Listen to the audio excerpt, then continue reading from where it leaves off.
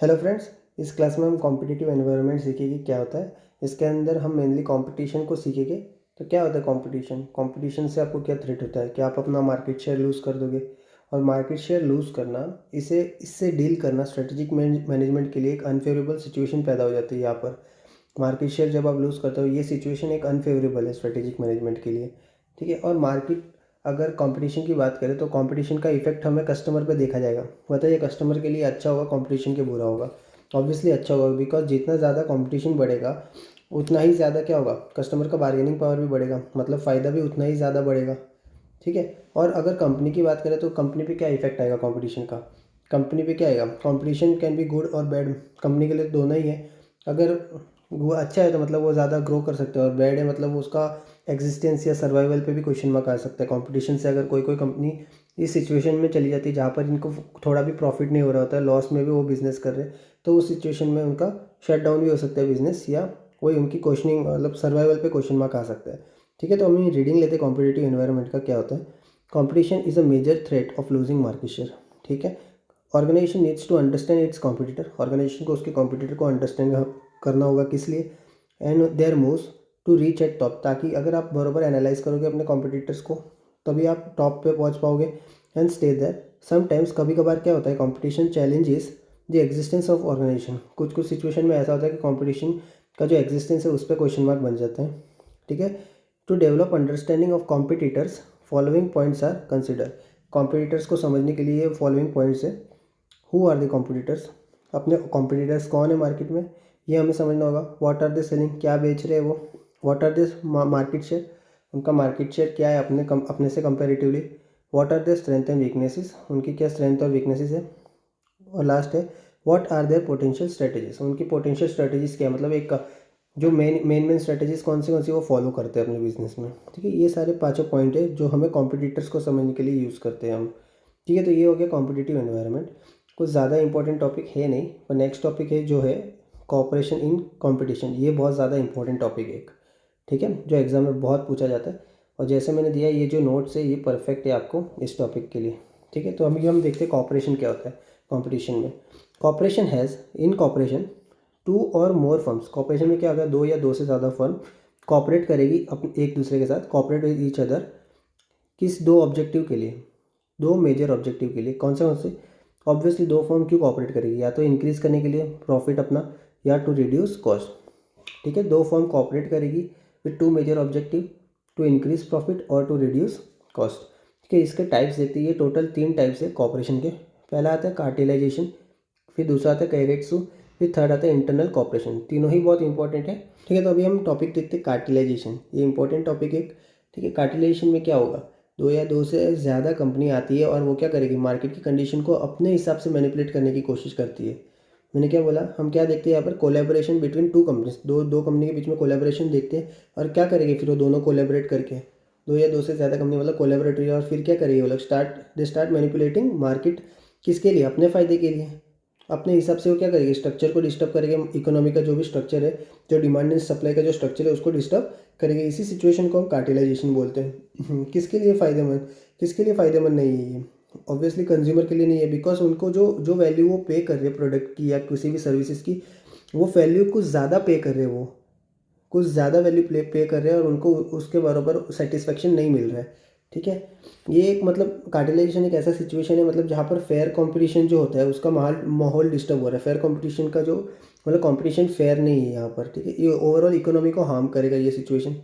मैं एक इसका एग्जांपल देता हूँ आपको, ओपेक।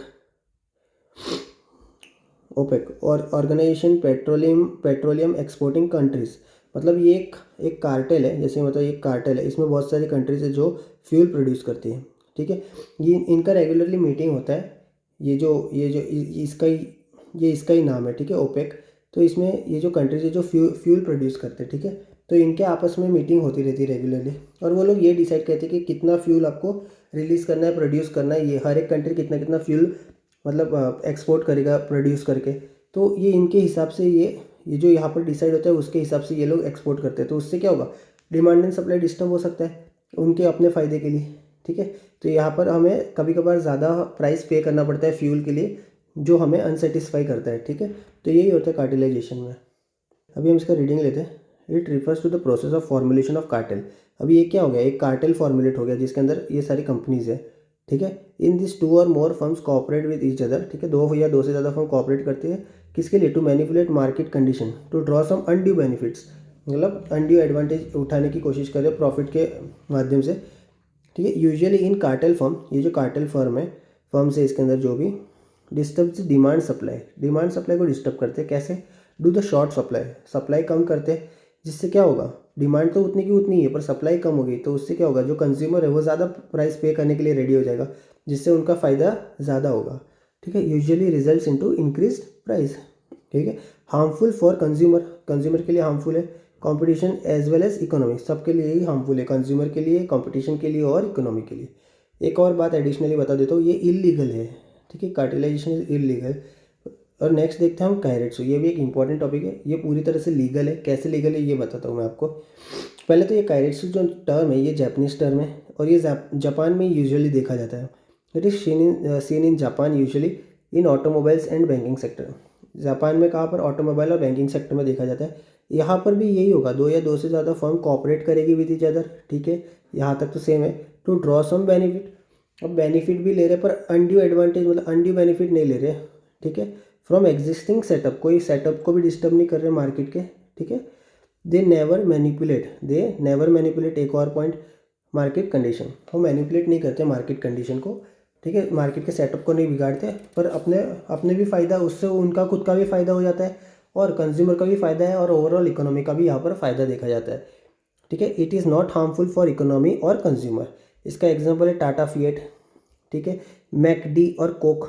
अब मैकडी और कोक तो आपको पता ही है, जिससे क्या होगा, ओवरऑल कंज्यूमर भी खुश रहता है और इकोनॉमी भी अच्छा रहता है, यहाँ पर स्टेबल रहता है, यहाँ पर कंपटीशन इन दोनों के मर्जर से, या मतलब इन दोनों का कोलैबोरेशन से, मर्जर नहीं कहेंगे, कोलैबोरेशन कहेंगे, ठीक है।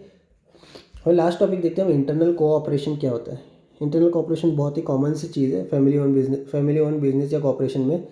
क्या होगा, cooperation in business owned by same family, cooperation in business owned by same family is normally N automatic process.